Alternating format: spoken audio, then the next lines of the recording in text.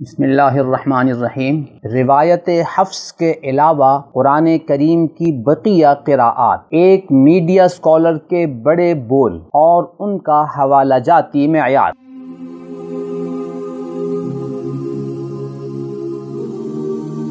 قرآن کریم 23 سال کے عرصے میں نبی اکرم صلی اللہ علیہ وسلم پر نازل ہوا۔ جیسے جیسے قرآن کریم نازل ہوتا، نبی اکرم صلی اللہ علیہ وسلم حضرات صحابہ کرام کو لکھوا دیتے۔ کاتبین وحی مختلف حضرات ہوتے۔ بعض حضرات صحابہ نبی اکرم صلی اللہ علیہ وسلم سے سن کر قرآن کریم کو زبانی یاد کر لیتے۔ اللہ تعالیٰ کی اور نبی اکرم صلی اللہ علیہ وسلم کی بتائی ہوئی ترتیب کے مطابق صحابہ کرام میں حفاظ کرام موجود تھے، جیسا کہ صحیح بخاری کی حدیث نمبر 3810، 5003 اور صحیح مسلم کی حدیث نمبر 6340 اور 6341 میں موجود ہے۔ سیدنا ابوبکر صدیق رضی اللہ تعالیٰ عنہ کی خلافت میں مختلف جنگوں کے دوران اور خاص طور پر جنگ یمامہ میں حضرات حفاظ قرآن کی بڑی تعداد شہید ہو گئی، تو سیدنا عمر بن خطاب رضی اللہ تعالیٰ عنہ نے خلیفہ وقت سیدنا ابوبکر صدیق رضی اللہ تعالیٰ عنہ کی خدمت میں عرض کیا کہ میری رائے ہے کہ قرآن کریم کو کتابی شکل میں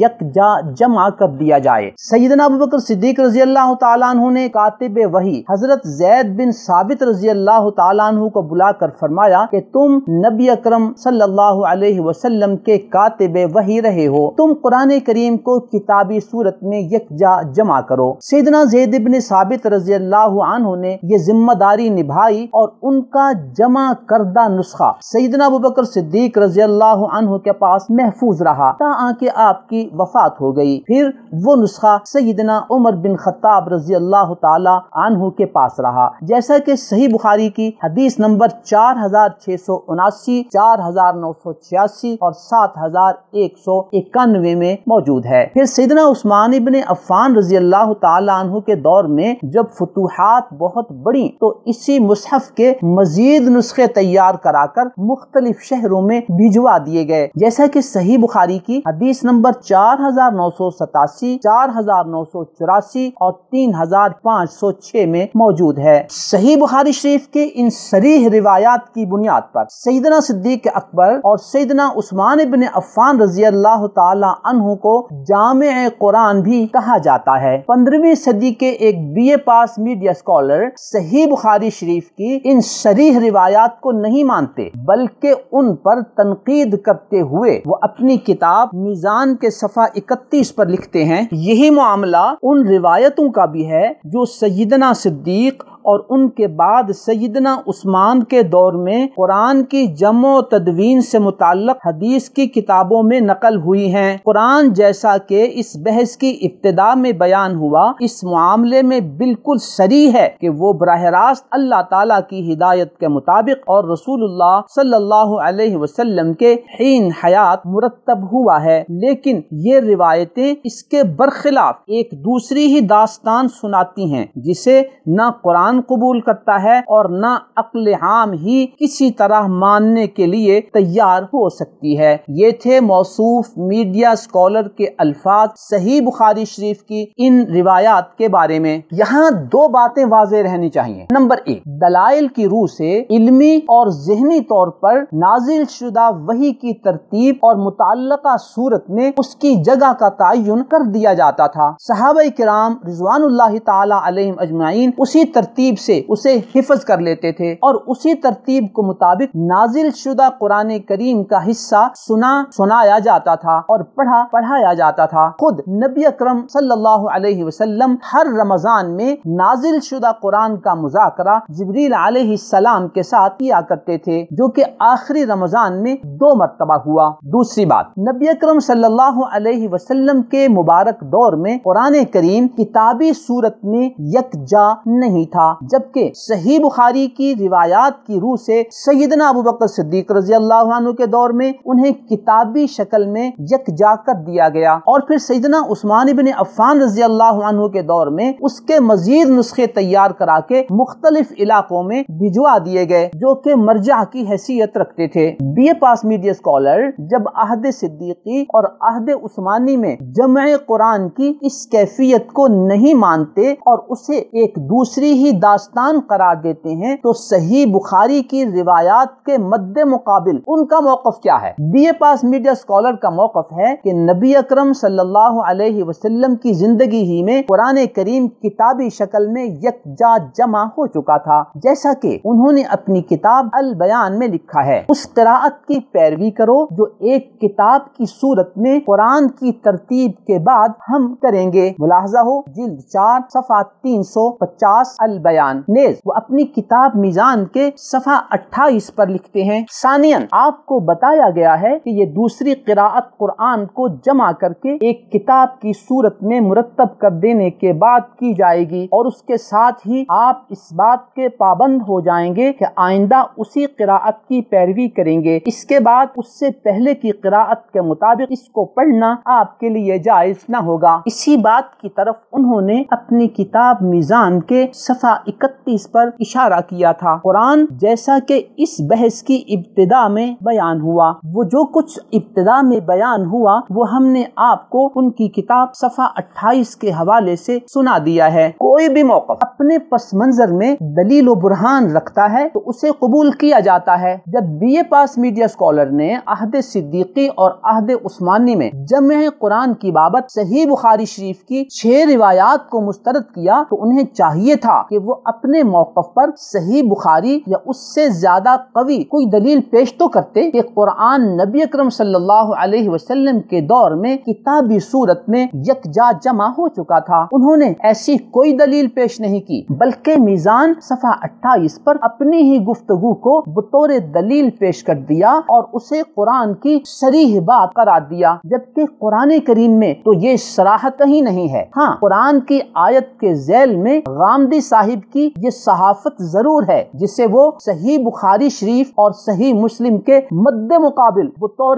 دلیل پیش کر رہے ہیں اور صحیح بخاری کی روایات کو ایک دوسری داستان قرار دے رہے ہیں۔ افسوس کہ جسے شاعر نے کہا، خرد کا نام جنو رکھ دیا ہے جنو کا خرد، خرد کا نام جنو رکھ دیا ہے جنو کا خرد، جو چاہے آپ کا حسن کرشمہ ساز کرے۔ موصوف میڈیا اسکالر کی کتاب میزان کے صفحہ 31 پر ان روایات کے بارے میں جو الفاظ استعمال کیے گئے وہ آپ سنیے۔ وہ ان روایات کے بارے میں جو عہد صدیقی اور عہد عثمانی میں جمع قرآن کے حوالے سے ہیں، کہتے ہیں یہ روایتیں اس کے برخلاف ایک دوسری ہی داستان سناتی ہیں جسے نہ قرآن قبول کرتا ہے اور نہ عقل عام ہی کسی طرح ماننے کے لیے تیار ہو سکتی ہے۔ محترم سامعین، کیا یہ صحیح بخاری شریف کی ان 6 روایات کا واضح انکار ہے یا نہیں، اور ان روایات کے انکار کرنے والے کو منکر حدیث کہا جائے گا یا نہیں؟ اب میں آپ کو B A pass media scholar کا ایک دلچسپ کارنامہ بتاتا ہوں جو انہوں نے اپنی اسی کتاب میزان کے صفحہ 28 اور صفحہ 29 پر سر انجام دیا ہے۔ انہوں نے اپنی کتاب میزان کے صفحہ 28 پر ابو عبد الرحمن سلمی کی ایک روایت پیش کی ہے جسے ہم آپ کے سامنے پڑھتے ہیں، پھر اس کی بابت آپ کو ایک اہم بات بتائیں گے۔ کانت قراءۃ ابی بکر و عمر و عثمان و زید بن ثابت والمہاجرین والانصار واحدۃ، كانوا يقرؤون القراءة العامة وهي القراءة التي قرأها رسول الله صلى الله عليه وسلم على جبريل مرتين في العام الذي قبض فيه، وكان زيد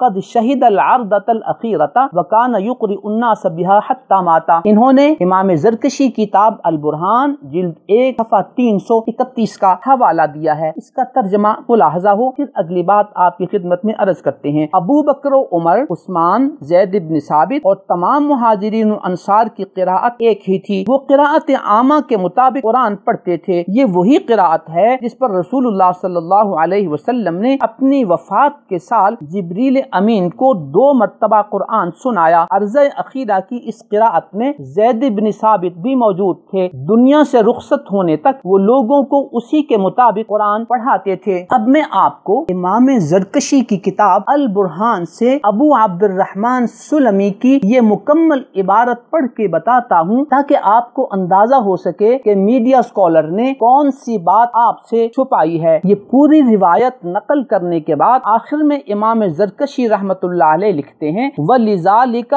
اعْتَمَدَهُ الصِّدِّيقُ فِي جَمْعِهِ، حضرت زید بن ثابت رضی اللہ تعالی عنہ کی اسی اہمیت کے پیش نظر سیدنا صدیق اکبر رضی اللہ تعالی عنہ نے جمع قرآن کے موقع پر ان پر اعتماد کیا تھا۔ وَوَاللَّهُ عثمان كَتَبَ الْمُصْحَفَ، اور جب عثمان رضی اللہ تعالی عنہ نے اس نسخے کی مزید تحریریں تیار کرائیں تو ان کی سرپرستی سیدنا زید بن ثابت رضی اللہ تعالی عنہ کے سپرد کی۔ یہ تھی وہ مکمل عبارت اور آخری جملہ جسے موصوف میڈیا اسکالر نے آپ سے چھپایا تھا۔ غامدی صاحب کی تحقیق و ریسرچ کو داد دیجیے یا ان کی علمی امانت و دیانت کا ماتم کیجیے کہ میزان کے جس صفحہ 28 پر وہ نبی اکرم صلی اللہ علیہ وسلم کے دور میں قرآن کریم کے کتابی صورت میں جمع ہونے کا دعویٰ کر رہے تھے، اسی صفحے پر ابو عبد الرحمن سلمی کے اس قول کا وہ حصہ آپ سے چھپا رہے ہیں جو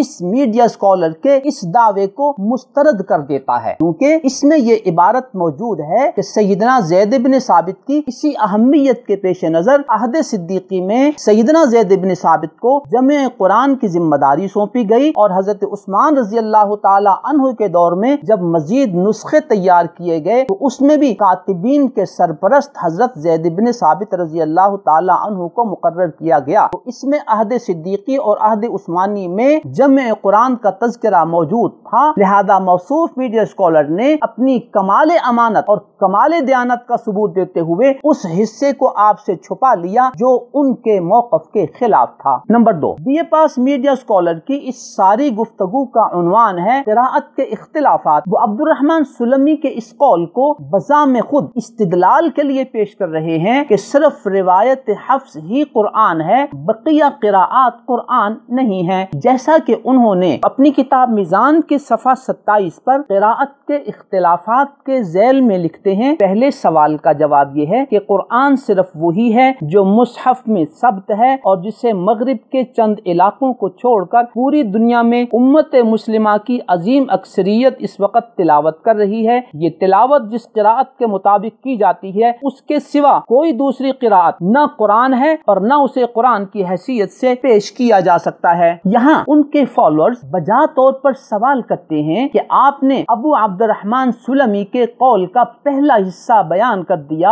اور اس قول کا دوسرا حصہ جو جمع قرآن سے متعلق تھا اسے کیوں چھپایا؟ کیا اس لیے کہ وہ آپ کے جمع قرآن کے بارے میں خود ساختہ موقف کے خلاف تھا؟ آپ ہی بتائیں کہ اہل کتاب میں یہ طرز عمل کن لوگوں کا تھا؟ جناب میڈیا اسکالر، اگر آپ کے بیچارے سامعین و قارئین کو عربی نہیں آتی اور اوریجنل عربک سورسز تک ان کی رسائز نہیں ہے کہ وہ خود آپ کی بات کو پرکھ سکیں، تو آپ ان کی اس ناواقفیت کا غلط فائدہ اٹھا رہے ہیں اور مستشرقین کے افکار کو ان کے سامنے اسلام کا لبادہ بڑھا کر پیش کر رہے ہیں۔ اب فیصلہ آپ کے سامعین و قارئین اور فالوورز کو کرنا ہے کہ وہ آپ کی بقیہ تحقیق و ریسرچ، آپ کے حوالے اور ریفرنس، آپ کی تقریر و تحریر اور آپ کے لیکچرز پر مزید اعتماد کر سکتے ہیں یا نہیں۔ Number 3، B A pass media scholar نے صرف اپنی کتاب میزان صفحہ 29 میں ہی اس حوالے کے ساتھ یہ کھلواڑ نہیں کیا، انہوں نے اپنی کتاب مقامات کے صفحہ 158 اور صفحہ 159 پر بھی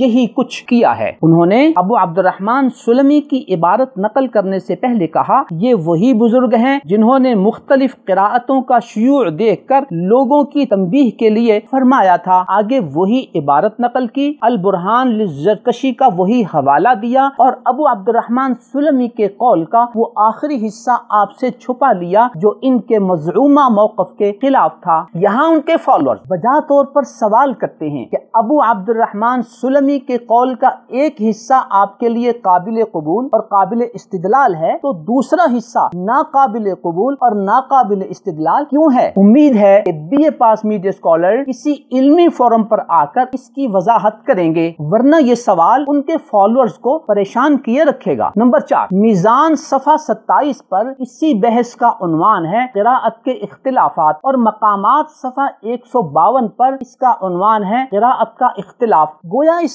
ساری بحث میں BA پاس میڈیا اسکالر یہ ثابت کرنا چاہتے ہیں کہ ہم جو روایت حفظ میں قرآن کریم پڑھتے ہیں، اس کے علاوہ بقیہ قراءات جو آپ عالمی قراء سے سنتے رہتے ہیں وہ قرآن نہیں ہے۔ اس سلسلے میں دلیل و برہان کی روشنی میں میڈیا اسکالر کے اس موقف کا موازنہ کرتے ہیں۔ نمبر 1، ہم نے صحیح بخاری شریف کی احادیث سے واضح کیا کہ نبی اکرم صلی اللہ علیہ وسلم کے مبارک دور میں قرآن کریم مرتب شکل میں صحابہ کرام کو زبانی یاد تھا، اور ساتھ ہی ساتھ صحیح بخاری شریف کی 6 روایات سے واضح کیا کہ عہد صدیقی میں قرآن کریم کو کتابی شکل میں یکجا جمع کیا گیا، اور پھر عہد عثمانی میں اس کے مزید نسخے لکھوا کر عالم اسلام کے بڑے بڑے شہروں میں بھجوا دیے گئے۔ اس کے بالمقابل BA پاس میڈیا اسکالر کا استشراقی موقف یہ ہے کہ نبی اکرم صلی اللہ علیہ وسلم کے دور میں قرآن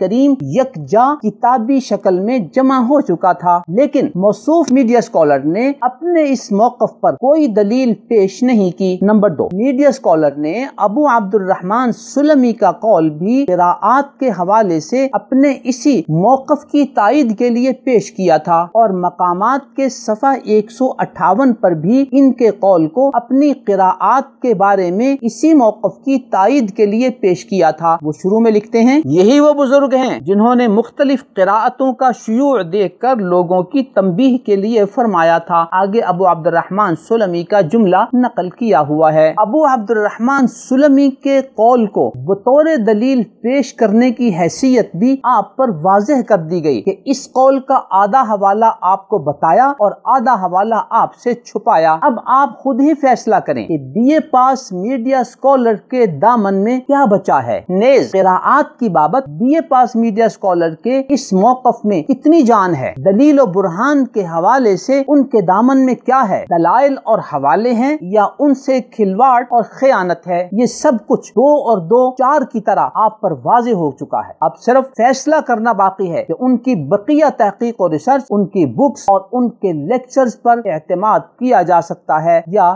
نہیں، اور ان کی ریسرچ پر اعتماد آپ کو صحیح نتائج مہیا کرے گا یا غلط نتائج، یہ فیصلہ آپ نے کرنا ہے۔ نظروا للطيبة ونور طه يسطعون